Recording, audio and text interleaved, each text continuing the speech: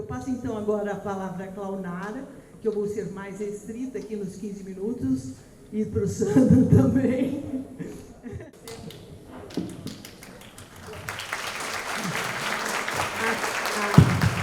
A Claunara Chiles Mendonça, ela é médica de família e comunidade, professora da Faculdade de Medicina lá da Universidade Federal do Rio Grande do Sul. Eu repito aqui porque algumas pessoas não estavam no início, e ela também foi coordenadora, diretora de atenção básica durante o segundo mandato do governo Lula. Então, ela pode fazer também essa perspectiva nacional, talvez. Palavra com você, Claunara. Obrigada, Lígia. Bom dia, é um prazer enorme estar aqui discutindo o nosso papel, eu acho, né, no ano que se anuncia, né? Eu tinha feito essa proposta, que foi apelidada pelo Facchini, né, do revogaço, numa discussão da nossa rede, e aí, para preparar essa apresentação aqui, eu me debrucei, né, sobre algumas portarias do ponto de vista do financiamento. Então, acho que a gente deve, politicamente, usar esse termo revogaço, mas eu acho que a gente tem uma grande missão e um trabalho, que é pensar na substituição do modelo de financiamento, que é o que a portaria do Previne trouxe, né? Então, eu vou trazer algumas coisas para vocês que foram reflexões que eu fiz nessa olhada rápida, assim, do que aconteceu. É interessante que, quando a gente olha as portarias publicadas, vocês vão ver em seguida, até vou pedir desculpa, porque está numa forma bem ruim de apresentação, que foi ali olhando, assim, tabelas e coisas que eu fui criando, enfim, mas a gente vê um pouco exatamente isso do que os que me antecederam falaram, né? A gente teve, pela primeira vez na história do país, redução relativa das equipes de saúde da família. O que aumentou foram as EAPs e o Saúde na Hora, que é aquele terceiro turno. Então, dá para a gente observar exatamente esse desmonte quando a gente olha para onde que foi o dinheiro.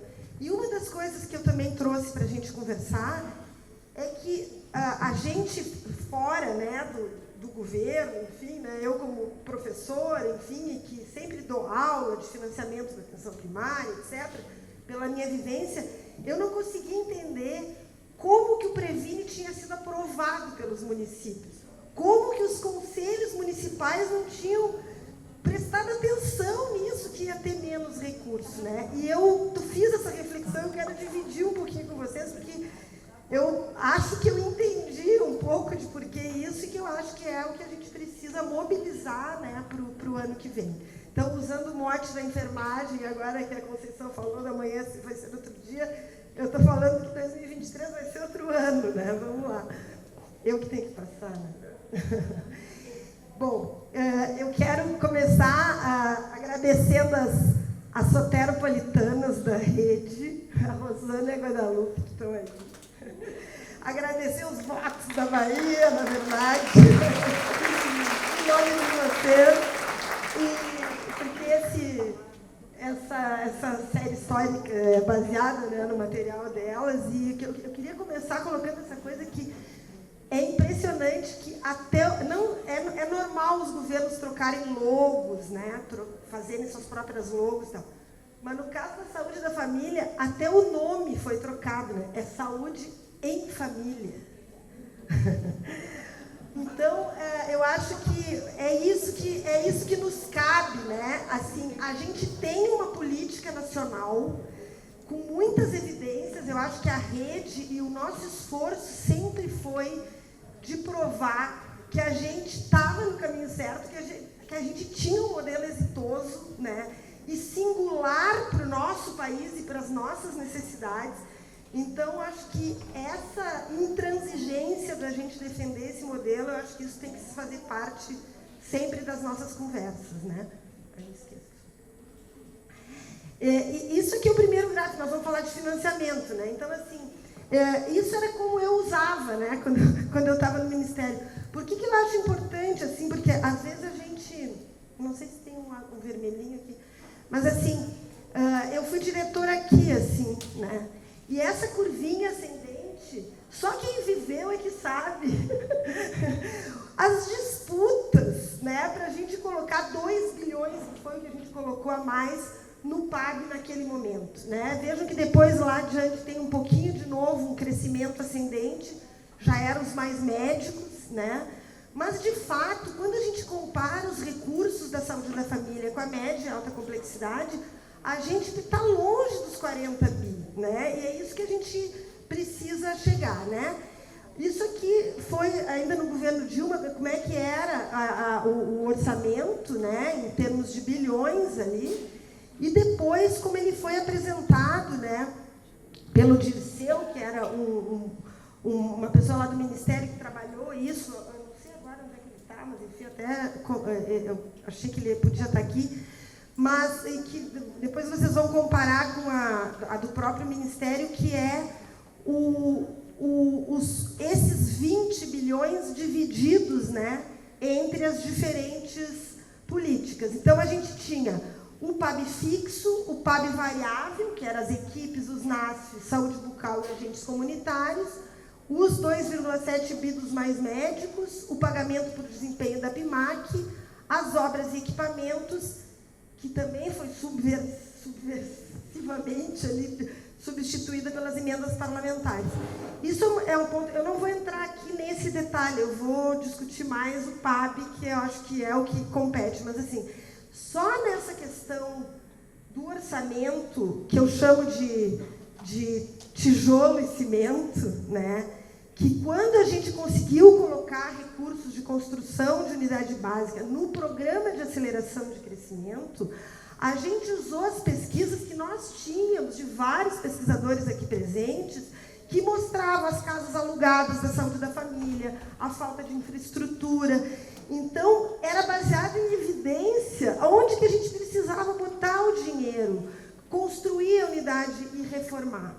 E nós fizemos mais, a gente fez uma portaria em 2009, que era que permitia que dinheiro de construção, que historicamente no SUS era convênio, e muitas vezes terminava a gestão e ele nem via aquele produto, né, aquela construção, não inaugurava, né, porque convênio é um processo super demorado, a gente conseguiu fazer fundo a fundo. Então, na atenção básica, não tem por que ter emenda parlamentar. Tem que tirar esses deputados aí.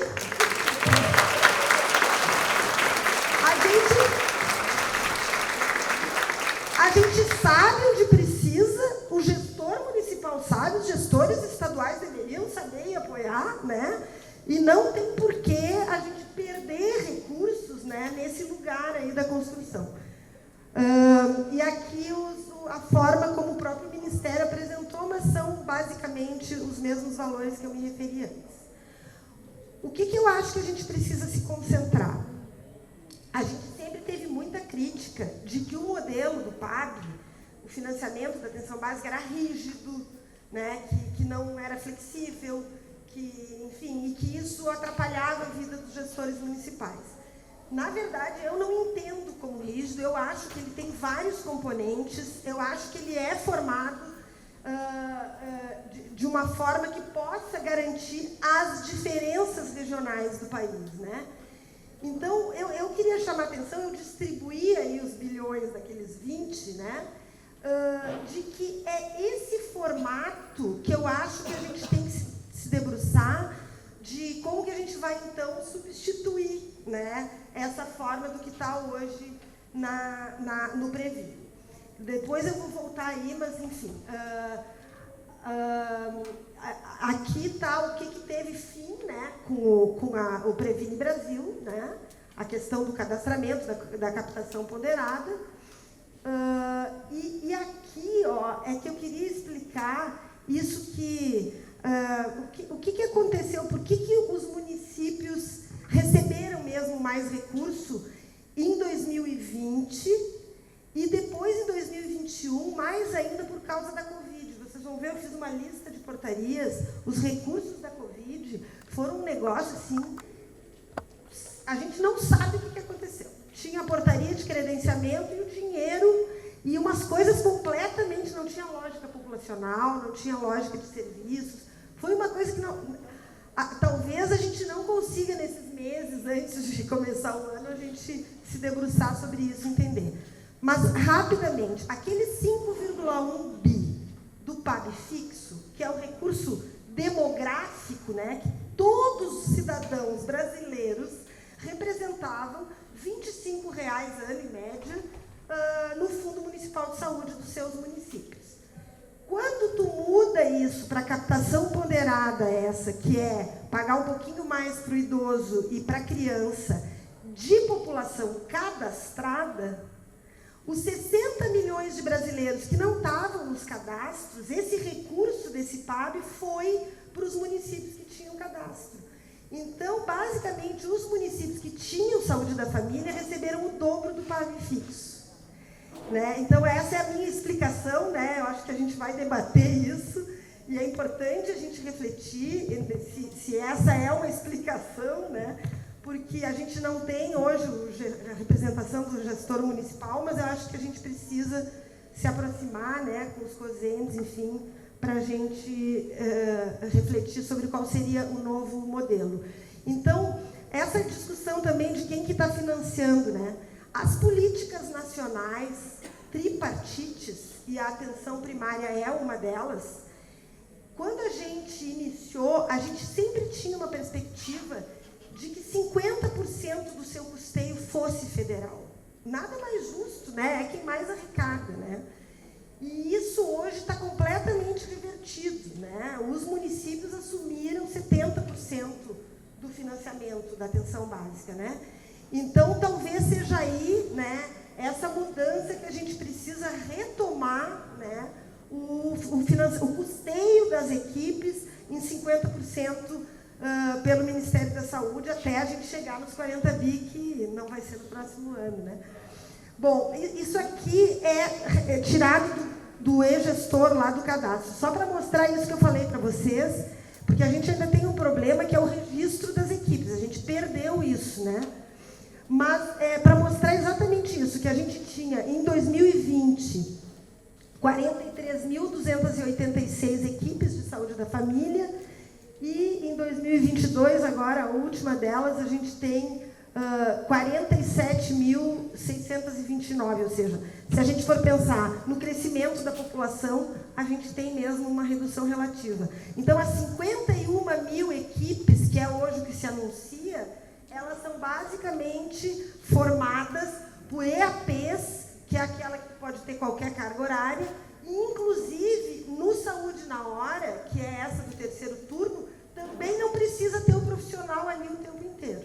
Então, foi mais recurso, né, porque ela teve um impacto importante, vocês vão ver nas portarias, mas sem uma garantia de maior assistência, porque não tem essa cobrança, digamos assim, da presença dos profissionais, com uma carga horária, e, enfim, com atribuições, né, desses profissionais de acordo com os atributos aí da atenção primária e tal. Aqui é só a questão de onde que a gente tem que se concentrar, eu acho que a Conceição já trouxe isso, né, nas portarias de consolidação, onde está toda essa questão do o que foi modificado, né, e aqui eu separei, então, as principais portarias. Não está aqui mais médicos, nem nada disso, tá, gente? É portaria de financiamento PAB, né? Então, assim, 2019, vocês vejam, o Previne, ele é de novembro de 2019. Então, até a portaria do Previne, vejam que tudo que está ali para cima é cadastramento de equipes, de municípios com equipes para o Saúde na Hora. Né? E é tão estranho, porque a gente tinha um controle, né, sobre isso, porque tu não podia credenciar equipes que tu não tivesse recursos para pagar naquele ano orçamentário, né? Então, chega a ser assim, engraçado, se não fosse trágico, porque tudo isso que está aqui são portarias de homologação do Saúde na Hora, tá? Só isso aqui que está desse lado, ó, são equipes novas de saúde da família para o país, gente, no ano. Tá? Tem uma portaria que é de um município. Sabe? Então, é só olhar para isso, né? Que nem eu falo para os meus alunos, é só olhar o financiamento, a gente vê se tem ou não prioridade da atenção primária, né? Então, foram todas portarias de homologação de saúde na hora. Aí, depois, nos anos subsequentes, tem portarias que são de desvinculação. Como os municípios não conseguiram fazer, enfim, devem ter recebido recursos, porque daí não tem a portaria que repassa, mas aí, talvez quando tenha ficado muito feio, ou tenha tido algum controle externo, aí faz outra portaria para retirar os municípios que tinham sido habilitados em momentos anteriores, né? Então, aqui, 2020, continua a homologação do Saúde na Hora, enfim, bem poucas equipes novas, né? Em 2020 tem também a portaria a respeito do curso técnico dos agentes comunitários, que tem um impacto financeiro. E aí, depois eu vou falar disso, mas aqui era como o Previne fazia o cálculo, que é esse indicador sintético final, que é outra coisa completamente abstrata, né? É o Ministério que faz isso, os municípios não entendem como é que isso é feito, e eles recebem só o valor total desse indicador, não tem isso por equipe, então eles não conseguem ver se não tem cobertura do pré-natal, eles não conseguem ver qual unidade que está com baixa cobertura, eles têm que desmembrar esse indicador sintético para tentar simuladamente entender aonde que está o problema, né? E ele equivale a um valor aí de mais ou menos R$3.000, enfim, das equipes que cumprem os indicadores e tal. Então, talvez se a gente fizesse, né, eu fiz o caminho contrário do que eram os recursos do PIMAC, porque aqui é indicador por desempenho, ou seja, esse recurso sai do recurso que era da PIMAC, né? Então, eu não sei se a gente tem isso, assim, de quanto que era mais ou menos os valores anuais, né, por equipe, né? Mas talvez aqui seja uma das coisas que a gente precisa tentar casar, né? E aí, vocês vejam que assim, as portarias aqui as torna sem efeito, as homologações e tal, né? Essa aqui, ó, incentivo por pós-Covid, então 159 milhões. Tem uma que é pré-natal na pandemia, que é essa aqui, ó, a terceira ali, enfim, é de abril de 2021. Aí é a coisa mais esquizofrênica ainda, porque era assim, era R$ 8,50 por gestante, que cada equipe fosse, não sei fazer o quê, porque eu não sei como é que registra isso, fosse acompanhar para ver se estava com síndrome respiratória. Aí, se alguém fizesse, não sei o que, é assim que está descrito a portaria, é trágico, né? Senão, enfim, e até outros valores maiores, como R$800 por equipe, enfim, se identificava a gestante com síndrome respiratória e tal. A gente sabe que as gestantes que morreram por Covid foram as que não tinham serviço de atenção primária, são as que estavam longe dos hospitais e que não foram internadas, né? Então, coisas arbitrárias, assim, né, que a gente vê com essas portarias. E aqui, essa aqui é uma que eu coloquei em vermelho, né, é o que eu acho que precisa ser revogado, né? A do Previne precisa ser revista, outro processo que vai substituí-la, mas essa é uma também que inclui os pediatras e os ginecos para cuidar de pré-natal na atenção primária, né? Isso é completamente o oposto, né, de tudo que a gente vem defendendo, né? O NASF já tinha esses profissionais justamente com um processo de matriciamento, né? E a gente acha que ela tem que ser revogada. Então, só para terminar, Lígia, o meu tempo, mantendo o meu tempo, em tempos de Copa do Mundo, nada melhor que um argentino que estava conosco lá em Astana, a Lígia estava lá, e que diz, então, que o Brasil é o nosso melhor exemplo. Então, a gente tem essa obrigação, né, de manter isso vivo. Eu só deixei algumas coisas, dizer que a gente tem esse grupo de trabalho, né, que eu acabei não conseguindo nem, foi 3 semanas antes da eleição, mas que a gente tem eu acho que esses desafios. Então, é um convite, eu acho, para a gente agregar outras pessoas, vocês indicarem pessoas, principalmente quem está na gestão local, né? Quem está vivendo esses processos, para que a gente não só faça esse movimento político do revogaço, mas que a gente já esteja apresentando alguma coisa que substitua aí essa portaria do Previne. Obrigada.